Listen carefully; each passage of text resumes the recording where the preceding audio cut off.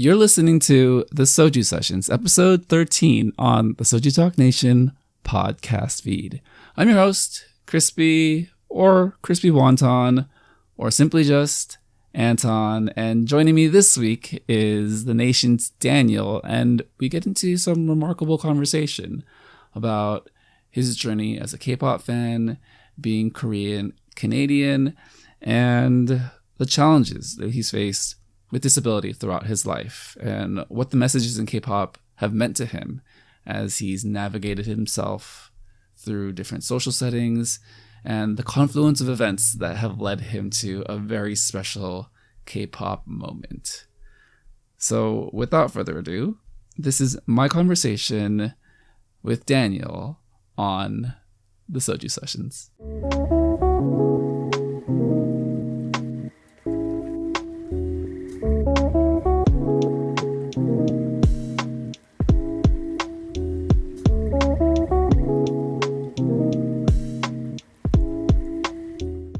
Welcoming to Soju Sessions this week, a very special guest from the nation, one of our Herald's homies. We have Daniel coming onto the show today. Hi, Daniel. How are you?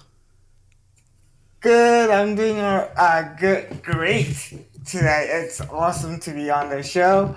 Thank you so much for inviting me. Absolutely. I've been meaning to talk to you for quite some time, just because you're pretty open on the server, sharing your experiences, and you shared a couple photos with certain idols that I was very curious about. So we'll get into the details of all that later on in the show. But yeah, I think this is going to be the first time a lot of people are going to hear your voice and hear your experiences. So let's start at the top. Let's talk about your origin story. So how did you come across K-pop, and what were your first memories of K-pop?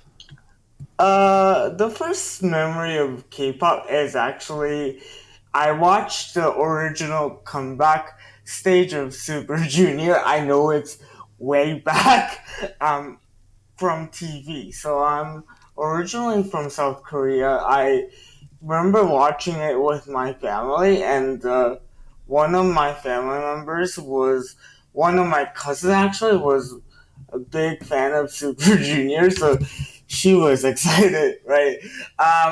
And then it was very natural to me. It was like very natural. It was just like we didn't even use the term K-pop because the I guess it Korean people didn't really realize that it had international potential, I guess.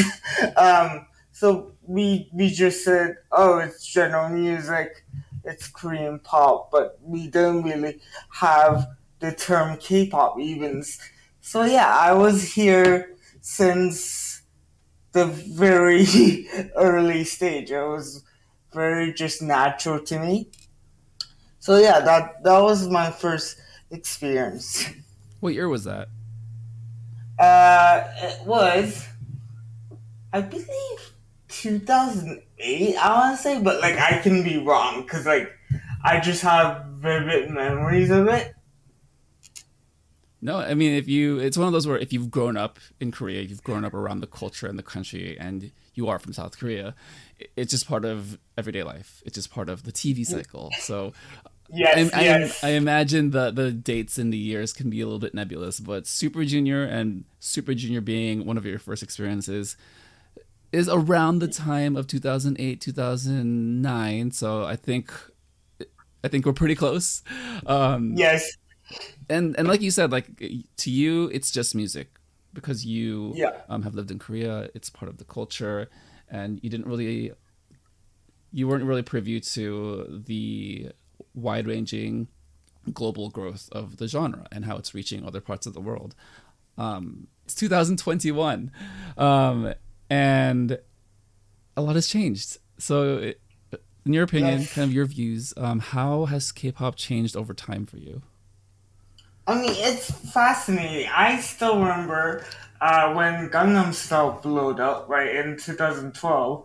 Um, my teacher brought a newspaper that has PSY on the front cover, and I was like, "What? This is happening?" I was like, "What's going on?" Because like um I personally never thought my culture of where my background came from would blow up internationally, but like the Gangnam Style was playing on the radio station here. Like I was like that's not something that I expected, nor I had hard time accepting this was really happening. I was like, there's gonna be like, I was like, there's something wrong about it. Like, it shouldn't be happening. This is just a Korea thing, and then it just suddenly blowed up. I was like, okay, I guess it's a very viral thing, and then that's it. If you think about it now, BTS has grown as a artist actually in the Western world now, uh, really recognized now. I would never imagine that in 2012. So we came a long way. What does it mean for you now that your country of origin, your culture, people that you relate to on an inherent level are being so well represented and accepted globally, culturally, and in entertainment? I think like the first reaction when I say I'm from Korea or South Korea is like way different, because when I first came to uh, Canada, which was 10 years ago, they was like, "Oh, are you from North Korea or South Korea?" That was like the first question that I got asked. Now, like people are like, "Oh, K-pop or like BTS." That's where BTS is like from, or like, "Oh, I know where Korea is." Like, it's well represented, and people are like even interested in my language sometimes. Oh, how do you say hi or how are you in Korean? Like it's way more easier to like kind of introduce my culture to others, right? I have more gateway to connect, right? So it's good. It's good. Yeah. Yeah, in 2021, I would find it hard pressed for anyone to make that assumption to ask if you're from North or South Korea, right? I feel like that is just something that wouldn't happen today, especially Yes. in developed countries, especially in North America, Canada, or the United States. And I do think Yes. that speaks to the growing social consciousness of what happens when globalization occurs, when other markets are being exposed to the Western market, and when people of other countries and cultures who look different than the mainstream Western pop sound are successful. And to me, being of Asian American heritage, it's always something I kind of go back to as far as trying to connect with either K-pop or anime, or now Asian American actors being very successful in a number of properties. The Mm-hmm. MCU with Simu being oh shoot, what's his name? Um, Shang-Chi. There it is. Yes. And it does mean a lot. Sometimes it's hard to put into words exactly, but I think the best way for me to kind of reflect on that is kind of how those experiences have changed over time. And like you said, 10 years ago, a common question was, are you from North or South Korea? Where it's now, it's like there's a very clear understanding what that means to be from South Korea and the political tensions and the history of the country of Korea to begin with. I kind of wanted to kind of further that question for you and kind of explore what it means to meet people of different backgrounds and different cultures throughout your life. What was that like, kind of growing up in Canada? You said like 10 years ago, and that transition period when Korean entertainment and K-pop was starting to become more popular.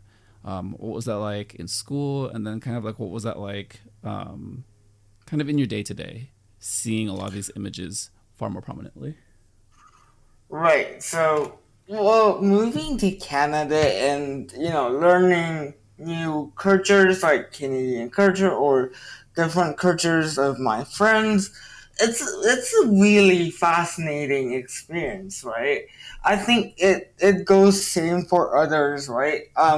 When I say I'm from South Korea, right? They were fascinated too, and thankfully they were open to kind of learning and like I guess exchanging cultures in a way. Like they were open about it. It's fascinating because you can learn so much from different cultures, different experiences. I have to be frank here. Like I have grown up in Korea for like last 10 years before I moved to Canada, right? Like, I used to have one or two perspective about the world, right? Now I have many different perspectives. So what happened was I can now understand way more kinds of experience and be more open about new experiences or ideas or perspective. So I guess that that explains it You a said little bit. something. Go ahead. No, no, no. You can go ahead.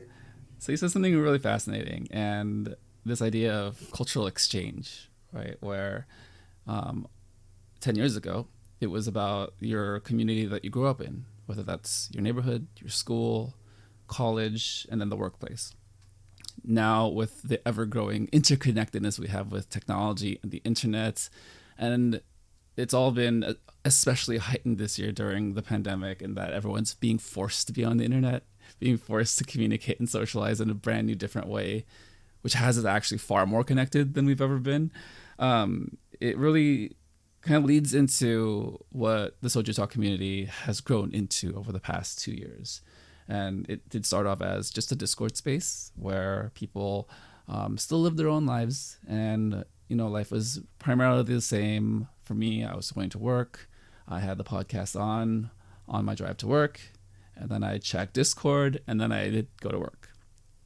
Throughout the pandemic, Discord was open all the time, even while I was working, and it was just this immediacy to connect with other people.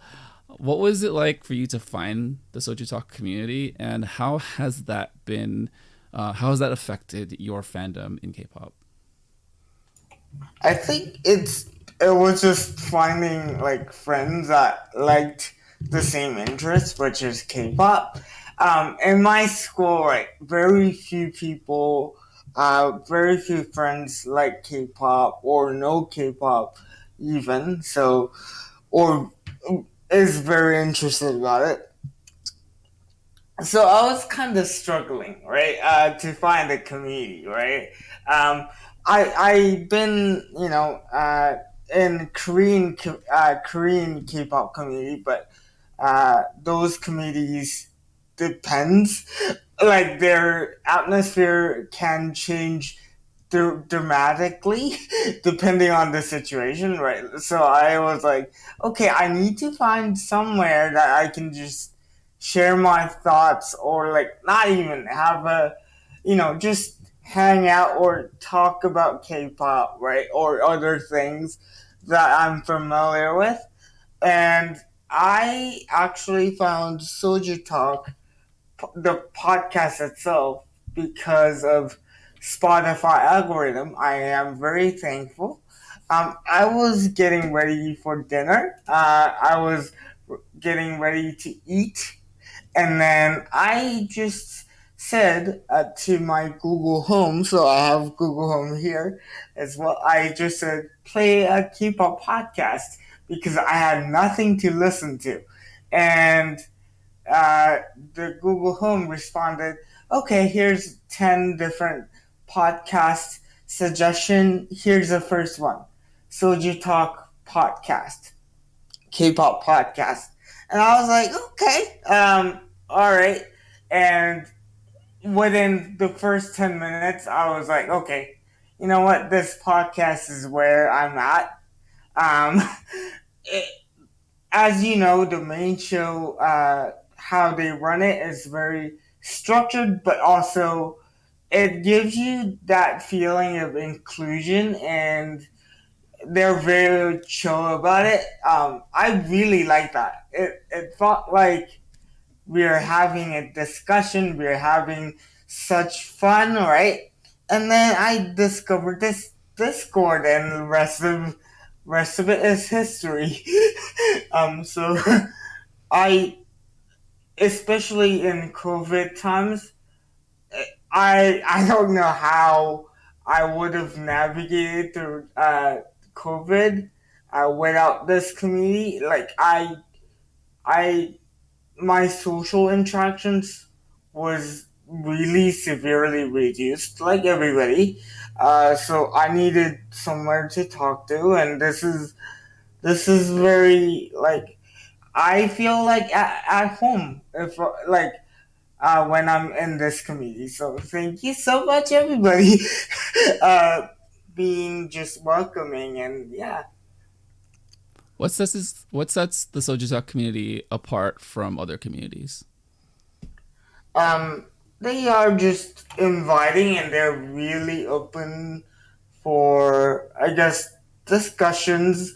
As Warren mentioned, not all. I'm not generalizing all Korean K-pop communities, but as Warren mentioned, you can't really go, oh, song is really nice, but I don't really, uh, or I wished this part would be better, right? The response would be like, what are you saying? Like, you have to like the song. Like, some of the Korean community is very, um, very, like, and they are one group focused, right? Like, um, one group focused. If you like one precise group, then you have to only talk about one group. That's the general vibe that I was getting. I was like, okay, I just want to share my passion for K-pop. That's it. Don't take it too seriously, right? Here we can have discussions. We can just share what we like about K-pop, what we hope for K-pop, what are some room for improvements, and sometimes we have really in-depth conversation about it. So it's a healthy community. That's like the main. I guess I don't know if I'm saying this right, but selling point of this community, right, or positive point about this community is we can share the genuine passion about K-pop, and yeah, so that's why I like this community so much. And it speaks to what you said earlier about inclusion, right? Where it's a K-pop community where you have various voices and various fandoms, and it's really kind of a self-sustaining system where we've all found our little corners, found the groups that we love and like, but we can also appreciate how other groups are celebrated. And there are plenty of voices who are great representatives of a lot of different groups. I, for one, would like to take responsibility for Oh My Girl. Thank you very much. Yes. That is one of my flags that I will plant in the ground for, I would say, like over a year now. I've Yes. talked about it at length in the past. But I do often feel like with any social circle, with any social groups, there is going to be a tendency for a little bit of friction and a little bit of kind of unease with how we talk to each other and how we figure things out. I did want to ask you to kind of share a little bit more of another part of your life. Could you go ahead and tell us about your disability story and what that's been like for you growing up and then moving to the United States? Or sorry, moving to Canada. Canada. Yeah, we're right beside each other. It's okay. I apologize. I'm leaving all that in. It's fine. I'm leaving it in. It's okay. We are right beside each other. It's alright. I am so sorry. Alright, so I have been in a wheelchair since I was born. I was actually prematurely born by 2 months. There was some internal brain bleeding. That's the best way to generalize it, or not generalize it, but simplify it. Sorry, simplify it. And then I had some brain damage. That's why I can't walk. Um, yeah, so it was the physical challenges are one part, but I do want to focus on emotional challenges because to me that was more of a struggle, right? Physiotherapy and rehab was just a norm for me. Like K-pop was such a norm to me because that's the culture that I was in, right? It was so much, it was so normal that I go to like 4 different hostels at certain given day and receive physiotherapy all day. That was just my life. That was normal, but emotionally, I was like, why am I like this? Right?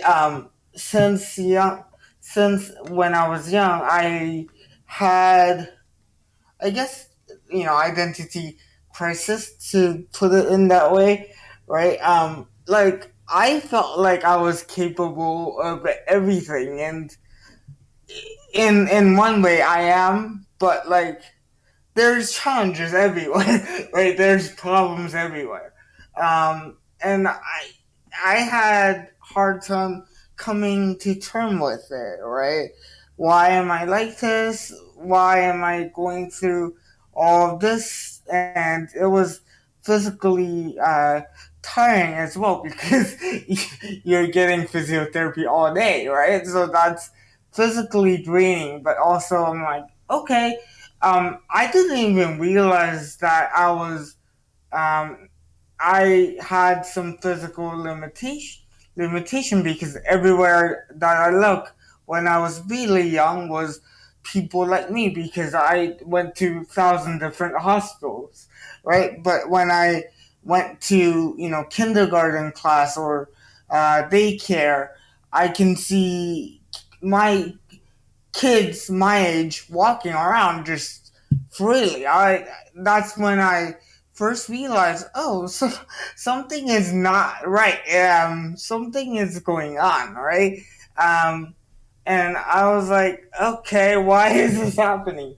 I remember sitting on the ground, just looking at a kid walking around and thinking, okay, I don't know what's going on, but there's something wrong. Um, and I had to just fight myself. I I immediately went to negative thought mode. I was like, did I do something wrong? Did I what can I do to fix this? Right? That was my normal. That was my immediate thought process. It took I want to say it took almost 3, 4 years to even initially process what was going on and live with it. I didn't have like panic attacks because I couldn't fully process stuff because I was young. But like I constantly had thought in back of my head. I was like, why am I living like this, right? And then I think my parents played really a essential role. They were very few of people that told me told me that you may have challenges, but that doesn't define you, right? some people where I grew up, some people defined me, who I am, just with my vulture. Uh, they just define me as a vulture person. That's a wrong term to use, but um, they call me vulture person. I heard that term so much um, before, throughout my life, but like they defined me in a vulture. They just shot me. That's it. But my parents were very few people that told me, okay, that's not all, right? So I came to terms with it after quite a bit, and I think it helped me build a positive personality and how I look around my world and go, okay, here's another challenge. Right? If you noticed, I use the word challenge instead of problem because I believe that when problem comes along, I will find a way to improvise and problem solve, right? Because that has been my entire life. I had to problem solve each way, improvise, right? So yeah, at the end of the day, it has been a positive outcome. So I'm actually thankful for it in a way. No, that was excellent, and yeah, I'm really thankful that you opened up and shared those experiences. I mean, again, I can't even like begin to put myself into a situation where you have these questions about yourself, where you see similar people in similar situations for you, and then you get put into an environment with large groups of people, a more generalized environment where people are walking and kids are doing different things than you, and I can't. And well, just like you said, it's a challenge, but challenges can be overcome. Challenges can be learned from. Yeah. What messages in K-pop helped you develop this positive sense of self that you have? Because it does seem like you have a lot of confidence. It seems like you have a really good grasp on how you perceive the world and how you decide for yourself what you want to do in this world. So what are some of the messages that have helped you develop this sense of self? Right. I'm gonna play a little game with you, Crispy.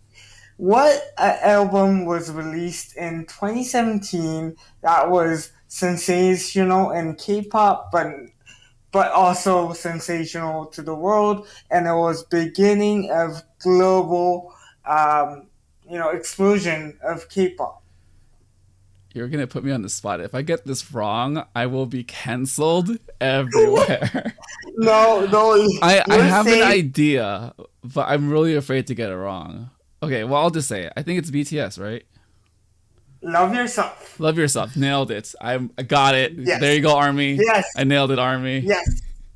Um, I am a proud member of Army. Sorry, I was actually not active enough in BTS channel for some reason. Sorry. Anyway, I think BTS's message was very influential.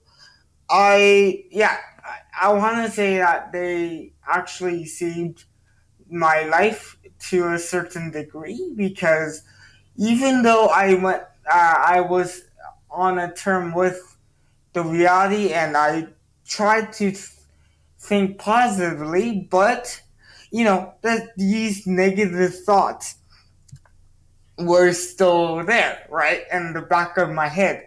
Um, and BTS's lyrics, BTS's song really helped me clear that permanently, almost permanently. And I loved that BTS's message wasn't necessarily sugar coated in a way. Like they were like, okay, maybe sometimes life is bad. Life sucks, but here's a positive side of it, right? They don't usually go, life is nice, life is awesome to live in. Even though it is awesome that we have this life and we can possibly make a positive impact in the world or people around us. It's awesome, but BTS's message empathizes with many people and says life sucks, life sucks. And if you listen to Sugar's life mixtape, Augusty, you can kind of see, uh, their explicit side of things, right? They're not as explicit in their actual album, but um, yeah, but like I really like that they don't sugarcoat things as much, but they always end on a positive note. So Well, I'm sure Army is going to love you waxing poetic and really attaching yourself to kind of the reality of life, right? Where, like you said, life is never not always going to be amazing, not always going to be great, but it's up to you to kind of find the moments in life worth living for. And I think you absolutely have captured that in this short amount of time that I've known you, and even in this conversation today. Um, Kind of speaking a little bit to life sucking and things just not going our way over the past 2 years. The pandemic has happened, meaning live events and KCON uh had to be adjusted. Let's just say that, because K Contact does exist, so they did find a way to virtually include the rest of the world in some version of KCON. But let's be real, it's not the same. yeah, it's Yeah. let me tell you, it's not the same. It's not the same. I can tell you that. Well, you are a veteran of KCON. So what was it Yes. like? I've never been. So which KCON did you Oh attend? Yes, I know. I'm like I said, I'm fake. But no, you're not. No, no, you're not. I'm yeah, I kid. But which KCON did you attend, and what was your experience like going to KCON? Okay, actually, CJ and ENM will love me because I attended KCON New York 2017, KCON LA 2018, KCON New York again in 2019, as well as KCON 2020. So, CJ, if you want to sponsor me, you can. Please send me a free ticket to K Contact. That doesn't cost much. So, contact me. My email is always open. Anyway, sorry. Sorry. Do That not was not. apologize for trying to find your way and make things happen. That was an excellent pitch. CJ, for listening, Um, contact this man. yeah. Yeah. Um, uh, I think you're talking about KCON LA 2018. Yes. Um, Would you like to get into it now? Okay, let's. or whatever. If you have any other questions, context.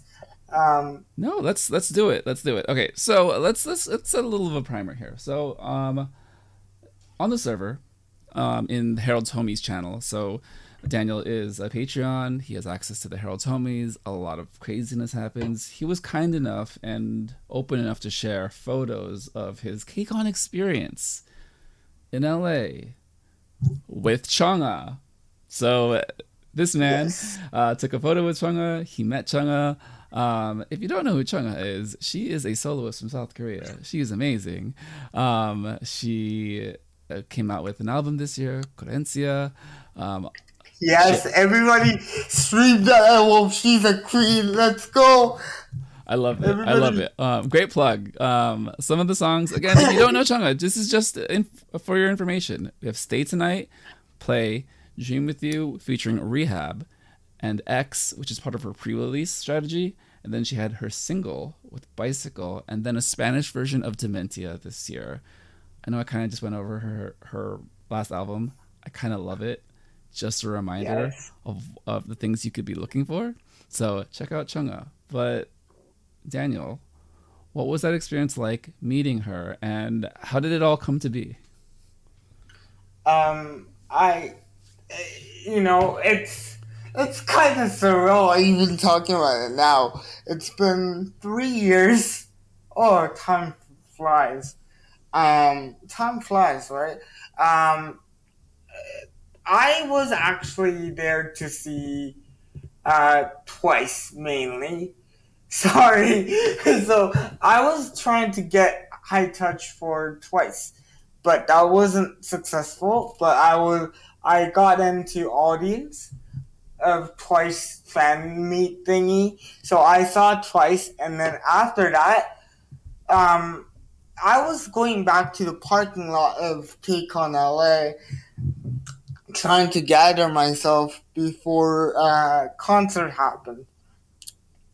And this man, random guy, just walked up to me and said, "Hey, hey, hey!" I was thinking that he was trying. He wanted some vouchers, right? He wanted to trade some voucher, but he was like, "Hey, someone was really nice enough to give me this amount of like vouchers for some reason." I was like, and he had okay, he he had at least dozen of the vouchers.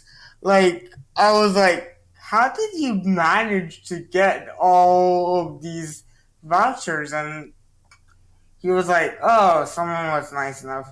And then he was like, do you like Chunga? I was like, I really like her music. I want to meet her, right? So I was like, okay, like I like Chunga. Do you have high touch?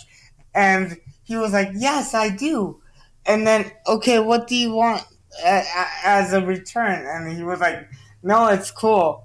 And he walked away. That's it. Like he just gave me the high touch voucher, and he just walked away.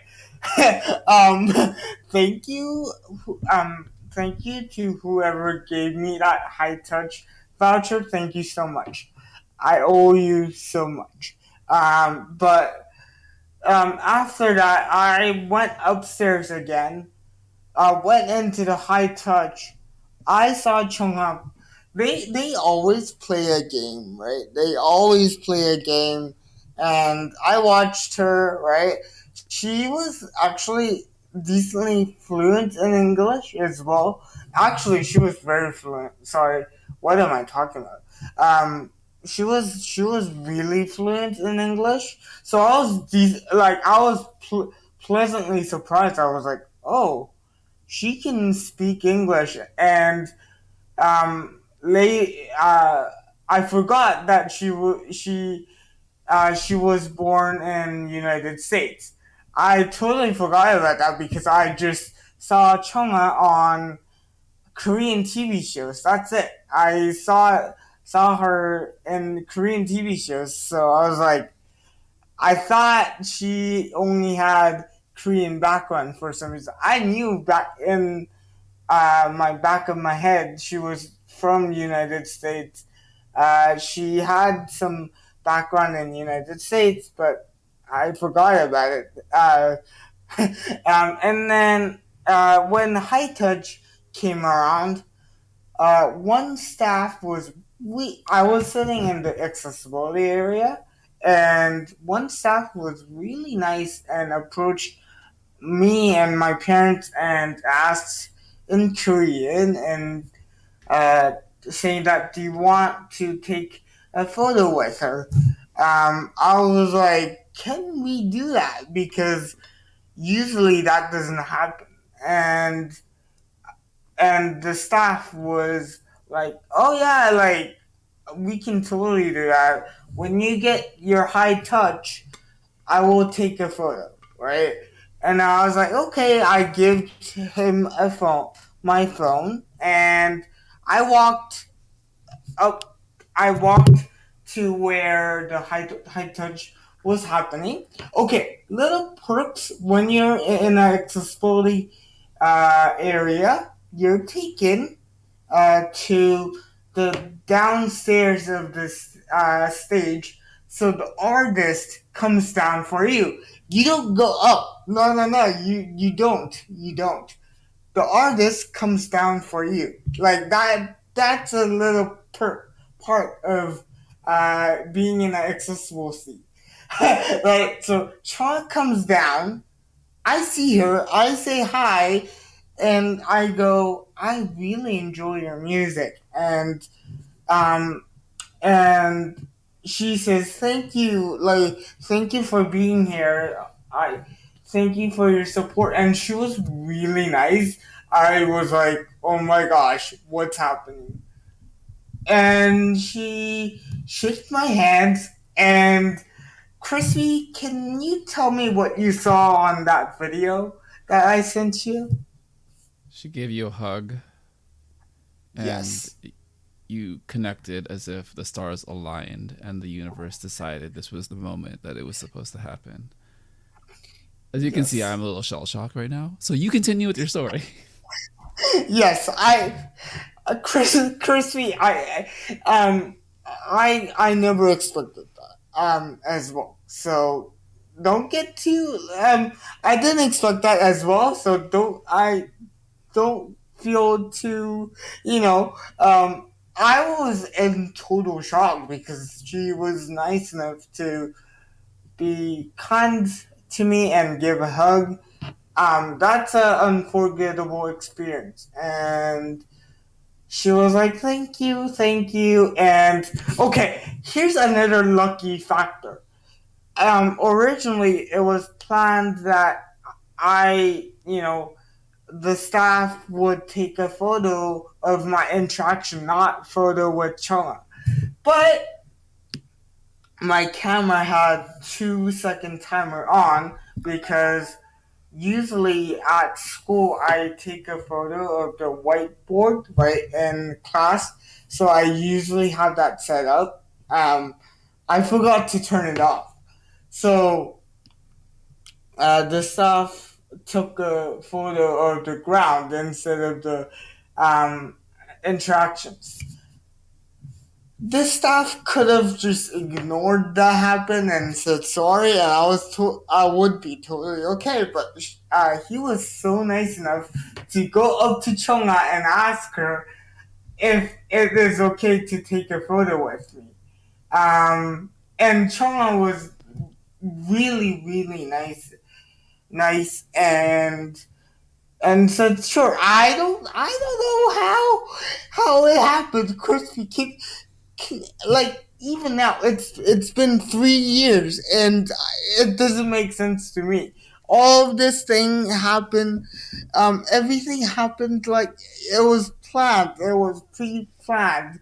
um and she took a photo with me, and yeah, um she um she holded my so in a wheelchair there's a little handle in the back.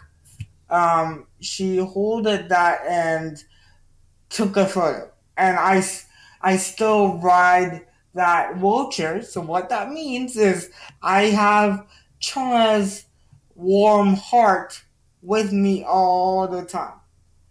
I have Chana's warm wishes and warm heart, and really, uh, I think about that. I'm like, you know what? Like,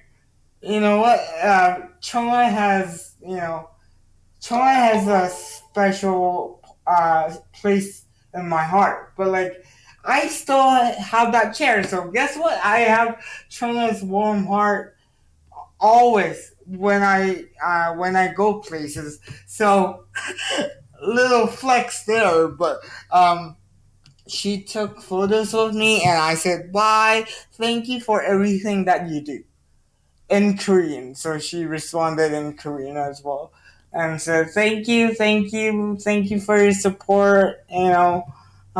Please continue to support me. Yes, Preen, I will. So that's what happened. Um, my heart is racing even now. It's been 3 years, but yeah, that's my story. Really condensed. After that, I don't even remember what happened after that. I was in total shock. I was like, okay, wow, wow, okay, this happened, right? That Crispy, was beautiful. And it does speak to the power of K-pop, right? Where yes, we all come to this source of entertainment, this media, music, with our personal histories, with our personal baggage. We've all have different experiences in life that have shaped and painted the ways in which we see things and navigate our experiences and the people we meet. Sometimes, yes, um, sometimes with a confluence of events, things happen the way they do. And meeting Chunga and having that moment with her does sound like it's something that's going to stick with you for the rest of your life in a very positive yes, way, in a very healing way. yes, yes, And it does also kind of remind me personally that idols are people, that you yeah, and I can have this very strong emotional response to a moment like this, right? Where I didn't yeah, even experience this firsthand, and I'm vicariously feeling the chills and sweaty palms and just shell shock of not being able to put words together. And yet, at the other side of it, there's Chunga who recognizes that, where she sees you as a yes, person and she sees yes, the effect that she has on you. And I think that's just a beautiful moment.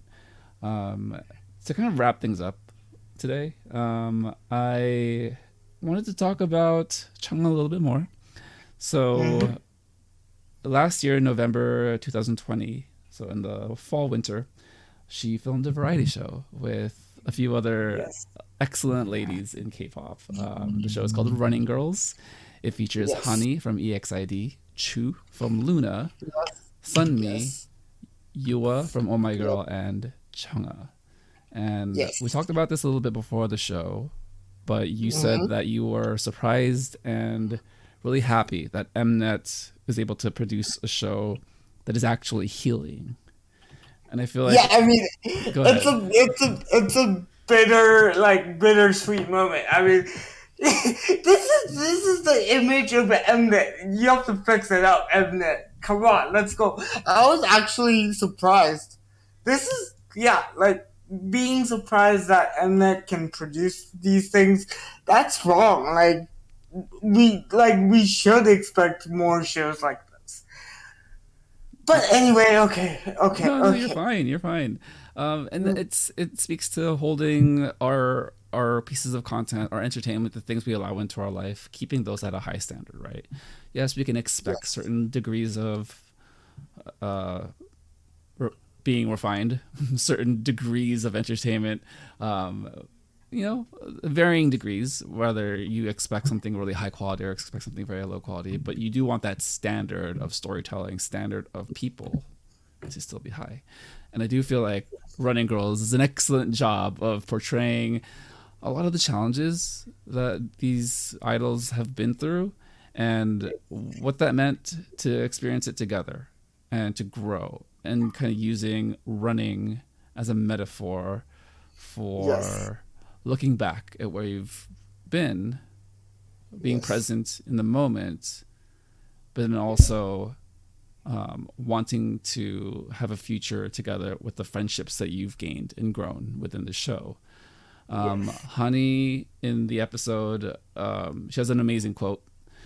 She says, yes, "Your dreams and your future are important. However, don't forget the important things in the present." And I feel like that speaks so strongly to the girls, the ladies on the show.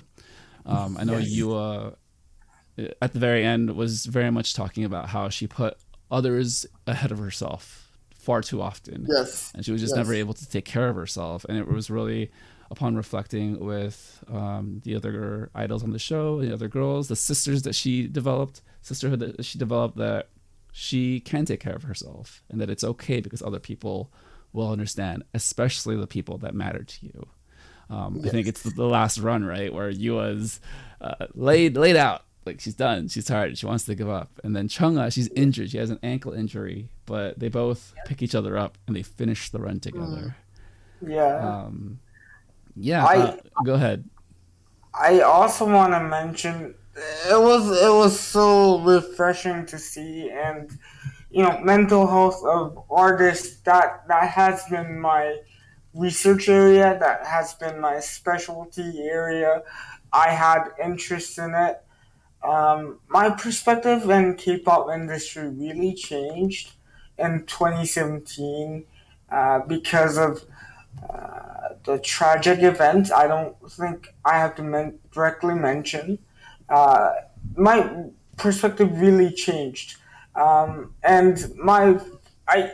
This will sound weird, but my final goal as a fan of K-pop is making sure to my best ability that every single artist that I know are working in a safe and encouraging, and hopefully they're doing their promotion happily and with minimal stress of mental health, right? I think the show really connected me really well because I knew this was happening. I knew there was some issues or challenges that artist faces, but hearing firsthand from them, from the artists themselves, really signified, okay, I need to do more. I need to make sure that, they are working in a safe environment. Even though I'm an individual and I don't really have resources to actually make sure, but I do feel the responsibility as a fan, right? Um, it's I really like the show. I really like how the show is um, formatted, right? As you mentioned. I also want to give a quick shout out to Sojong Park. That is the main producer of Running Girls. So I do want to give a shout out to her. Thank you and amazing job. I know how painful sometimes to make a show. It takes a lot of work. I just wanted to acknowledge that. Thank you so much for making a great show. So also choose Luna's choose comment about setting a limitation about yourself, that really connected with me because that was my old mindset. I set a limitation for myself. I don't know if you remember that, Crispy, but she made that comment, so that really connected with me, and hopefully Luna's Chew can really use uh, the unease to really cope when she needs to, right? It's okay to be not okay, right? Yeah. So Yeah, I love that moment at the end of that race where they're all coming to the end, right? And Chu, Hani is there with Chu, and she lets her finish the race by herself first, and I felt like that was very right. symbolic of what Honey's objective and what she wanted to accomplish with friendship, is that she does have Yes. a background and experience with running, but she also knows that everyone runs at their own pace, runs at their own speed, and I do feel like that's very metaphoric of life. And Mm-hmm. we all take things at our own pace and our own speed and experience things with a different lens, right? But it was really up to Hani and Hani's goal to wanting to open her heart, and ultimately I think she landed on wanting to share her heart with the girls that she was going to be with.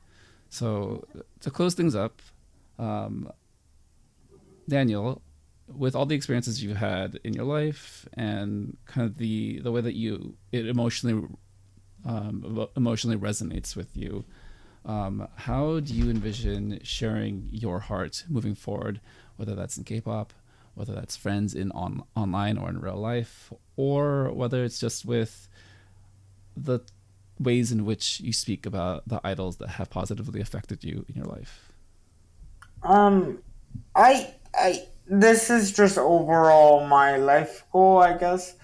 I can't positively impact every single person in the world, right? That's physically impossible, even though I want to do that in a really imaginary magical world, but I do want to make even a smallest difference, or not even difference, positive impact to people around me, and whatever that I can do, whatever form that I can do.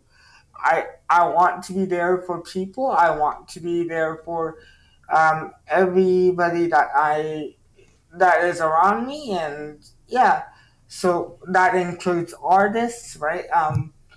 Yeah, so I do want everybody to know that you're not alone. You're not alone. You can talk to me or anybody else that you feel comfortable.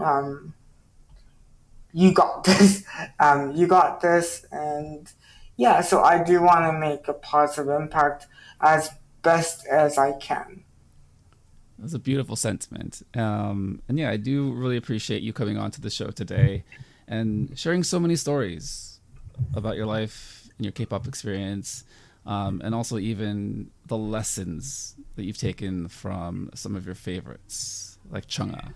I know you had something to plug, so before we get out, what is that thing you want to plug? Okay, all right. Shameless promotion, self-promotion time. Everybody, I have a little podcast that is called Talk Shop K-pop. It is a show where I talk about K-pop, but it's really what I want to talk about. I started this show because I usually talk to myself a lot about K-pop, and I go on a rant just staring at a wall. I was like, okay, maybe it's a better idea to put it out somewhere as a content, right? I have passion for content creation as well. So I thought it would be a great idea to uh, make it into a content than just staring at a wall and just talking to space. So, Talk Shop K-pop, everybody follow on Spotify, and if you can, have a listen. And if you enjoy it, then yes, sorry, I'm making a really shameless self-promotion PR, but alright. Thank you so much for having me, though. Of course, of course. It was a pleasure to have you. Yeah, we will definitely see you on Discord, and we'll continue the conversation on the Soju Yes. Talk K-pop podcast, Discord, and community. Thanks for coming on. Bye! Thanks again to Daniel for joining me on this amazing conversation, talking about his life journey, all culminating in a meeting with Chung at KCON LA. Subscribe on YouTube, follow on Spotify or your preferred podcast platform, and continue the conversation on the Soju Talk K-pop podcast Discord. I'm Crispy, and this has been the Soju Sessions.